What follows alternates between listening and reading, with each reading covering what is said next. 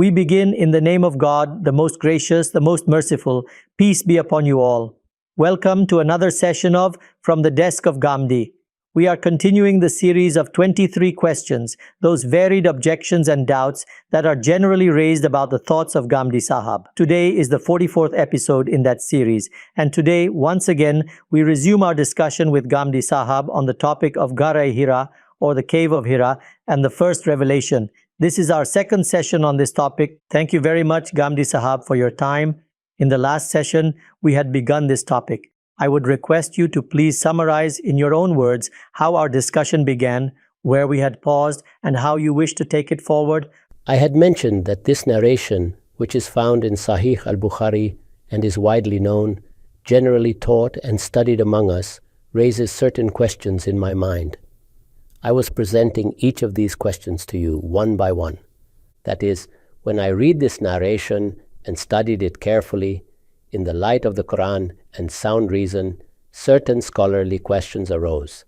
Therefore, I had already discussed some points earlier. We had reached the point where this revelation, which is regarded as the first revelation, is described in this narration, and we were considering how does it appear in the light of this narration, and what exactly was this first wahi. In the last episode, we read this part of the narration. At that point, I mentioned that if you keep in mind the image formed from this narration, then compare it to the Quran. Has the Quran mentioned any instance of a revelation being sent? If so, what image is presented there?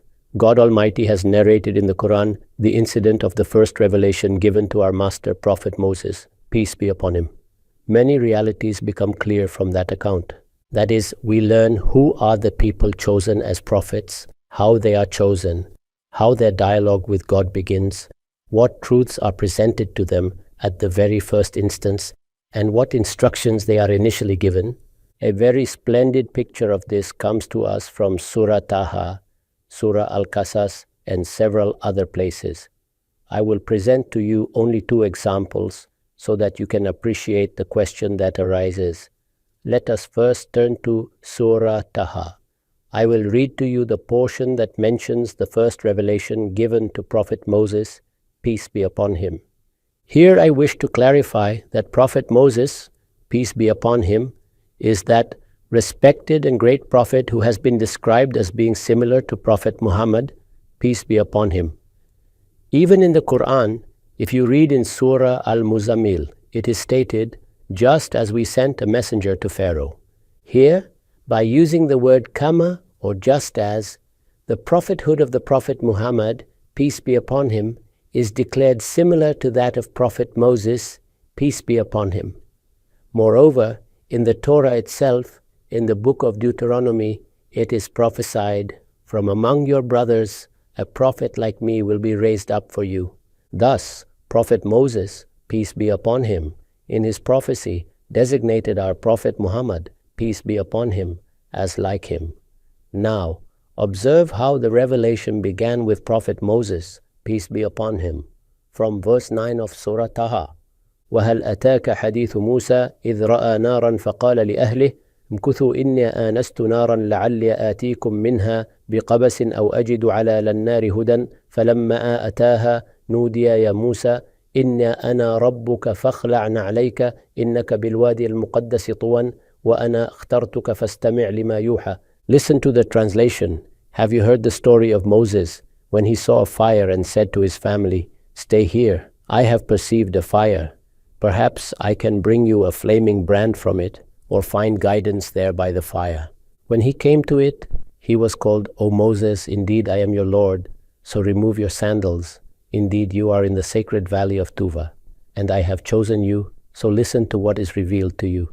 Notice the style, see the beauty of these words. When the Lord decides to grant prophethood for the first time, he addresses directly saying, I have chosen you. Thus, the first thing communicated is the selection for the office of messenger. Next, listen to the same event in more detail in Surah Al-Namal. Earlier, I mistakenly said Surah Al-Qasas, from verse 7 of Surah Al-Namal.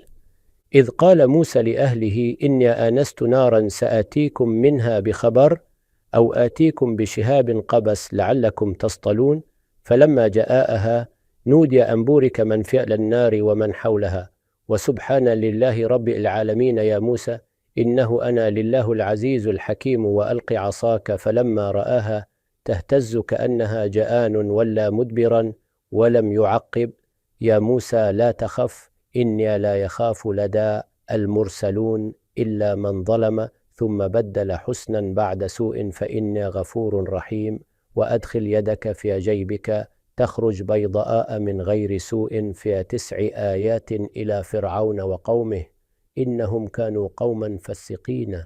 And to understand the blessing of God upon you, remember when Moses said to his family, I have seen a fire. I will bring you from it some information, or bring you a burning torch, so you may warm yourselves. But when he came to it, he was cold. Blessed is he who is in the fire, and whoever is around it, and glory be to God, the Lord of the worlds. O Moses, indeed it is I, God the Almighty, the All-Wise. Throw down your staff. But when he saw it writhing as if it were a snake, he turned in flight without looking back. O Moses, do not fear. Indeed, the messengers do not fear in my presence, except those who have done wrong and then replaced evil with good. For indeed, I am most forgiving, most merciful, and put your hand into your garment, it will come out white without disease. These are among 9 signs to Pharaoh and his people. Indeed, they have been a defiantly disobedient people. In this manner, the Quran tells us how the first divine revelation was sent to Prophet Moses, peace be upon him. In this way, he was granted the position of prophethood. We should especially keep in mind the sentence, لَأَنْبِيَاءُ الَّذِينَ عِنْدَ لِلَّهِ لَا يَخَافُونَ فِي حَضْرَتِي. The prophets of God do not feel afraid in my presence. That is, the address was made in an atmosphere of solace, satisfaction, complete composure, and reassurance. Do not think the entire environment was like that. The setting was a wintry night, a traveler who had lost his way, a desert and a forest. Naturally, a person would be frightened when he hears such a voice. Despite all this, this is the scene the Quran presents here. After this, it has been stated that these are the 5 verses of Surah Al-Alaq which were recited on that occasion. What was the first divine revelation of Prophet Moses, peace be upon him? This, as far as the incident is concerned, was the way he was addressed. This was the environment and the backdrop. These were the words. In this way, God gave him solace. These miracles were granted to him. And after this, he said to him, I have appointed you as a prophet. Then, after being appointed as a prophet, what divine revelation was given to him? You have heard the last sentence in Surah Taha, where I said to you that it states, وَنَخْتَرْتُكَ فَاسْتَمِعَ لِمَا يُوحَى. And I have chosen you, therefore listen carefully to what is being revealed to you. Now listen to the divine revelation. إِنَّنِي أَنَا لِلَّهُ لَا إِلَهَ إِلَّا أَنَا فَاعْبُدْنِي وَأَقِمِ لِلصَّلَوَةَ لِذِكْرِي إِنَّ لَلسَّاعَةَ آتِيَةٌ أَكَادُ أُخْفِيهَا لِتُجْزَى كُلُّ نَفْسٍ بِمَا تَسْعَى فَلَا يَصُدَّنَّكَ عَنْهَا مَنْ لَا يُؤْمِنُ بِهَا وَاتَّبَعَ هَوَاهُ فَتَرْدَى. Now listen also to its translation, and note here the grandeur. Indeed, I alone am God. There is no deity except me. This was the first point, the same call of Tawheed, or absolute monotheism, which has always been given to the prophets. So, worship me and establish the Salah, or ritual prayer, for my remembrance. What is the foundational thing in the religion of God? Worship. The first thing mentioned and its greatest manifestation is Salah, or ritual prayer, given here as an instruction for the constant remembrance of God. Then it states, the hour is surely coming. Obviously, in the call of the religion of God, after Tawheed, or absolute monotheism, the greatest emphasis is on the hereafter, that a day will come when we shall be resurrected in the presence of God and made accountable. I have kept it hidden so that every soul may be recompensed for what it strives for.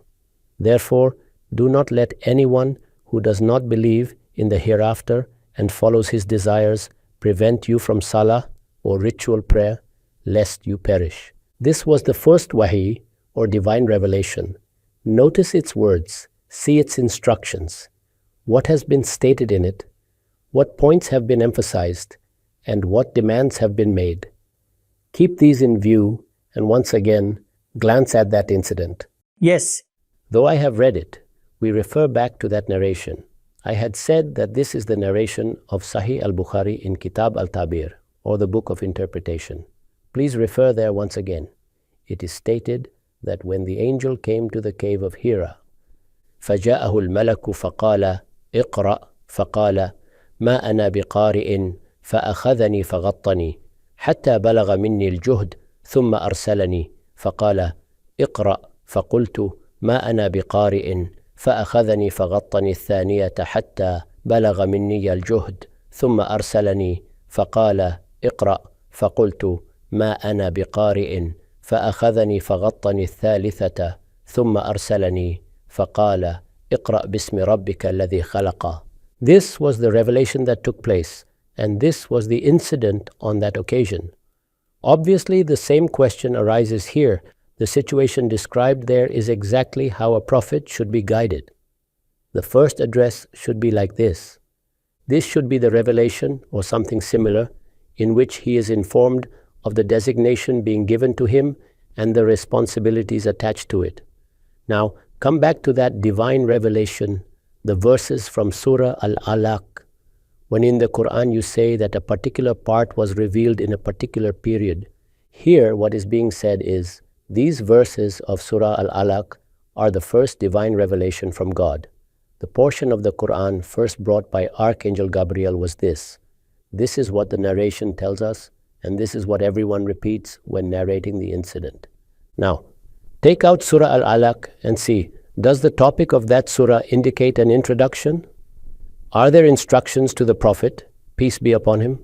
Is his designation as Prophet discussed, or are the Quraysh addressed? Whose turn has not yet come?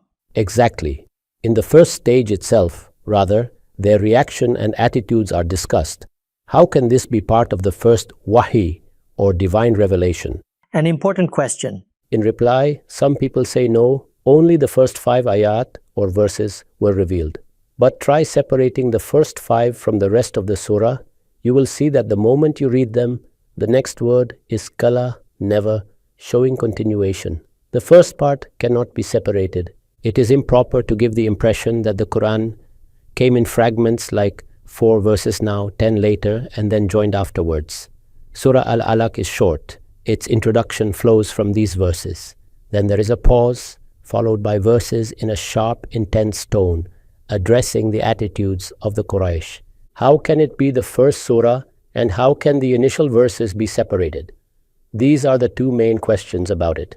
Therefore, I will recite the surah to you so you may hear its style and articulation and see how its first part is fully joined with the second. Bismillahi lar-Rahmani lar-Rahim. قرأ باسم ربك الذي خلق الإنسان من علق قرأ وربك الأكرم الذي علم بالقلم علم الإنسان ما لم يعلم كلا إن الإنسان ليطغى أن رآه استغنى إن إلى ربك للرجعى أرأيت الذي ينهى عبدا إذا صلى أرأيت إن كان على الهدى أو أمر بالتقوى أرأيت إن كذب وتولى ألم يعلم بأن لله يرى كلا لئن لم ينته لنسفعا بالناصية ناصية كذبة خاطئة فليدع ناديه سندع للزبانية كلا لا تطعه واسجد واقترب. The way I have recited it, I will now read the translation to you.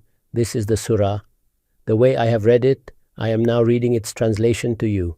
You may, by listening, also discern its tone and mood. In the name of God the Almighty, who is absolute in mercy, and whose compassion is eternal. O Prophet, recite to them in the name of your Lord, who has created the human being from a substance similar to a clot of blood. Recite to them, for indeed your Lord is most generous, the one who taught by the pen, who imparted to humankind the knowledge they did not know. In contrast, what they fabricate amounts to nothing. O Prophet, never. Indeed, man becomes rebellious when he deems himself to be independent and without need. There is no doubt that he will one day return to your Lord, Have you seen the one who prevents a servant of God when he offers salah or ritual prayer? When the Prophet, peace be upon him, was stopped in Al-Masjid Al-Haram or the sacred mosque, when animal entrails were thrown upon the Prophet, peace be upon him. That incident is being referred to in the verse. أَرَأَيْتَ الَّذِي يَنْهَى عَبْدًا إِذَا صَلَّى أَرَأَيْتَ إِنْ كَانَ عَلَى الْهُدَى أَوْ أَمَرَ بِالتَّقْوَى أَرَأَيْتَ إِنْ كَذَّبَ وَتَوَلَّى أَلَمْ يَعْلَمْ بِأَنَّ لِلَّهَ يَرَى كَلَّا لَئِنْ لَمْ يَنْتَهِ لَنَسْفَعًا بِالنَّاصِيَةِ نَاصِيَةٍ كَذِبَةٍ خَاطِئَةٍ فَلْيَدْعُ نَادِيَهُ سَنَدْعُ لِلزَّبَانِيَةِ كَلَّا لَا تُطِعْهُ وَاسْجُدْ وَاقْتَرِبْ. Did you see him who forbids a servant of God when he prays? Have you considered if that servant is upon guidance or enjoins piety? Have you considered if he denies and turns away? Does he not know that God sees? No, indeed. If he does not desist, we shall seize him by the forelock, a lying, sinful forelock. Then let him summon his council. We shall summon the guards of hell. No, indeed. Do not obey him, but prostrate and draw near to God. Subhanallah. This is the surah of the Quran. This is its tone and this is its style. Regarding this entire surah, no one can even imagine that it is the first revelation. However, if you claim that only those first 5 ayat or verses were revealed initially, you have seen how integrated and harmonious they are, how they form an introduction to the subject that follows, and how with a single word the discourse transitions into the next theme. With the word kala, no indeed, you can see the shift. Consider in our times the greatest scholar of the Quran, Ustad Amin Ahsan Islahi, when discussing this in his tafsir or exegesis of Surah Al-Alaq. He writes, "For me, the entire surah is in complete harmony and of the same disposition. The mood of its initial 5 verses is no different from the later verses. However, this mood will only be appreciated by those who reflect upon it, understand its style, and recognize the tone in which God speaks. The style of speech and address in this surah is so sharp that it is difficult to imagine why such a tone would be used in the very first revelation. Moreover, there is no indication or sign proving that its revelation occurred in 2 separate installments. The surah appears as a single, unified discourse with one subject. The opening verses serve as an introduction to what follows. How then could one separate them? And if you say that the whole surah was revealed at once, then every single word of it calls out that it could not have been the first revelation." And the situation to which it responds shows that the dawah or prophetic invitation to the Quraysh had not even begun. These questions pertain to that portion where it has been narrated how this wahi or divine revelation came and what it consisted of. This I have presented to you. Now, as we proceed further in the narration, I must say before moving on, the questions I have raised are scholarly questions. If someone ignores them or closes his eyes to them, then whatever follows should be listened to with utmost attentiveness. What is it?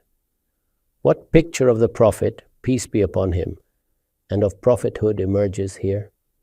The narration continues. فَرَجَعَ بِهَا تَرْجُفُ بَوَادِرُهُ. After what happened in this incident, the Prophet, peace be upon him, returned. Obviously, some verses had been revealed to him, this information had come to him, and he had gone through this extraordinary experience.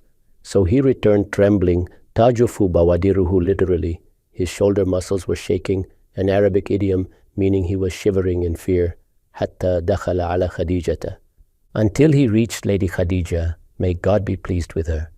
Faqala zammiluni zammiluni, the Prophet, peace be upon him, upon returning said, cover me, put a cloak or sheet over me. They covered him until his fear subsided. Faqala ya Khadijatu maliya, when he had regained his composure, he said, Khadijah, what is the matter with me? What has happened to me? He narrated the whole experience and said, Qad khashitu ala nafsi, I feared for my life. From this, you can see the situation. There was no display of calm or certainty, but rather anxiety. He was afraid, trembling, and it does not seem like a serene meeting with Gabriel, peace be upon him, had occurred, nor as though God Almighty had chosen him and sent wahi to him. It appears more like a calamity, the news of which he was reporting to his family. Lady Khadijah replied, Kalla, abshir, never. Rather, rejoice. Fawallahi la yukhzika Allahu abadan. I swear by God, He will never disgrace you. Indeed, you uphold ties of kinship, speak the truth, carry the burdens of others, are generous to your guests, and assist people in matters of truth. Then Khadijah took the Prophet, peace be upon him, to Waraqa ibn Nawfal ibn Asad ibn Abd al-Uzza ibn Qusay, her paternal cousin. He had embraced Christianity in the pre-Islamic era, al-Jahiliyyah, used to write in Arabic, and would translate the gospel into Arabic as much as God willed. He was an old man and blind. Khadijah said to him, Listen to what your nephew has to say. Waraqa said, Nephew, what have you seen? The Prophet, peace be upon him, narrated his experience. Waraqa said, This is the same Namuz, or the angel of revelation, who came to Moses, peace be upon him. Would that I were young and alive when your people drive you out? The Prophet, peace be upon him, said, Will they drive me out? Waraqa replied, Yes, no man has ever come with what you have brought without being opposed. If I live to that time, I will support you with all my might. Not long after this, Waraqa passed away, and the wahi ceased for a period, fatar al-wahi. Then comes the addition in the narration. During this period, the Prophet, peace be upon him, became so sad that according to what has reached us, fima balagana, or as has been conveyed to us, known as Balagat al-Zuhri, he would sometimes go to mountain tops and contemplate throwing himself from them. Here, it must be kept in mind that there is no break in the text. It is the continuation of the same narration. There is no suspension here, nor is it something separate. The narration flows as before, and this section comes in between. This narration is numbered 6982 from Kitab al-Tabir, or the Book of Interpretation of Dreams, and the chapter is titled Awwaluhu ma budi'a bihi Rasulullah sallallahu alayhi wa sallam min al-wahyi ar-ru'ya as-salihatu, or the first of what the Messenger of God, peace be upon him, was given of revelation was the true vision. Anyone may refer to it.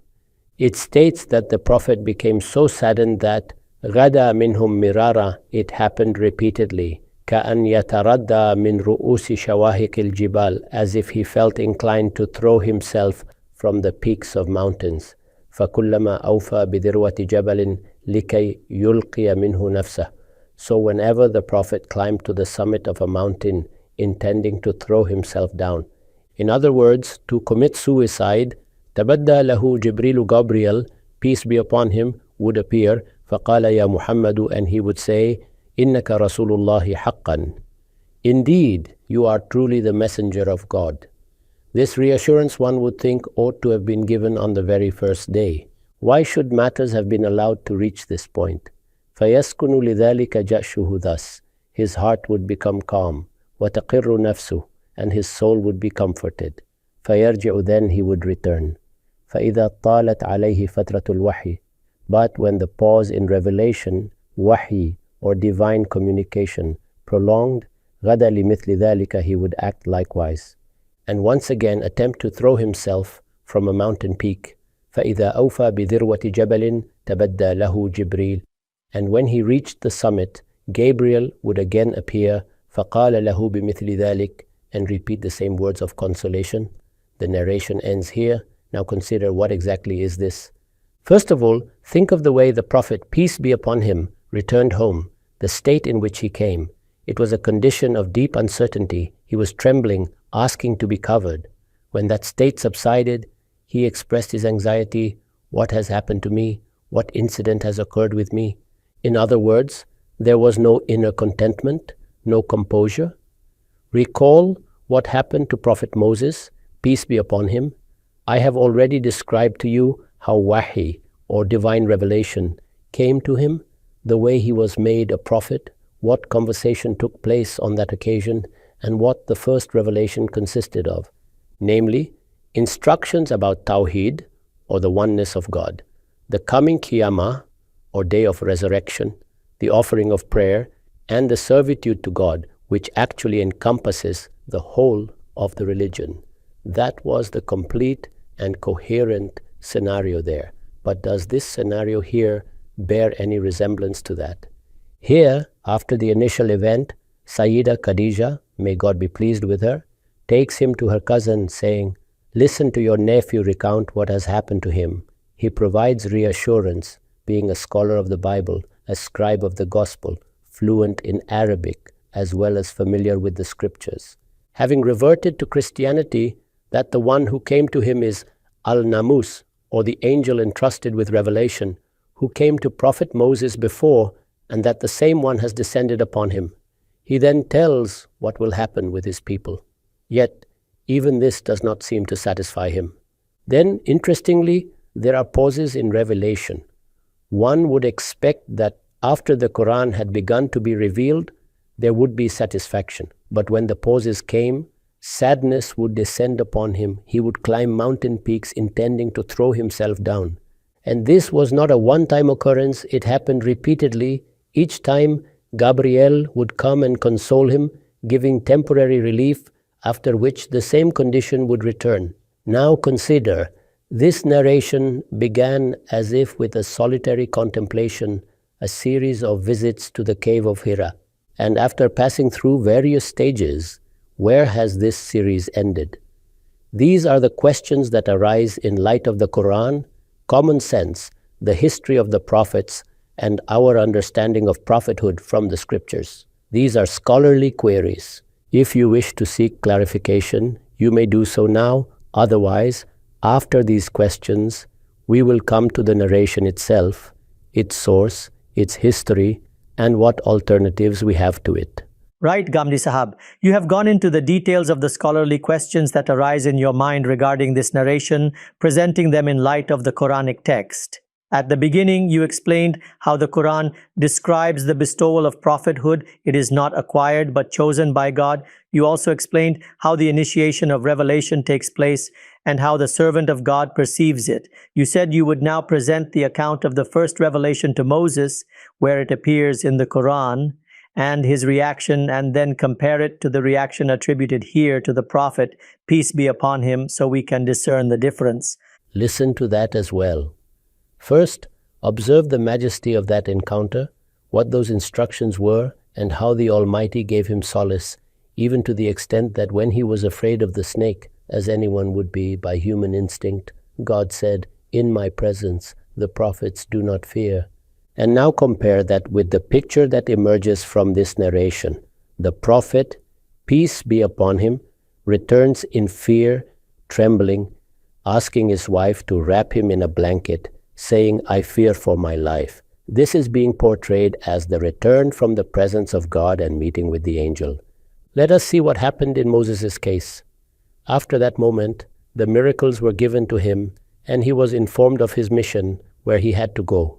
It is a natural progression from verse 24 of Surah Taha.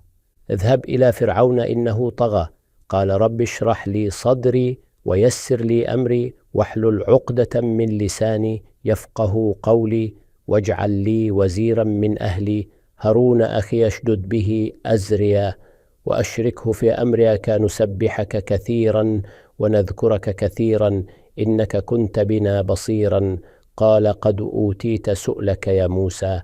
What majesty these words hold. Now listen to the translation.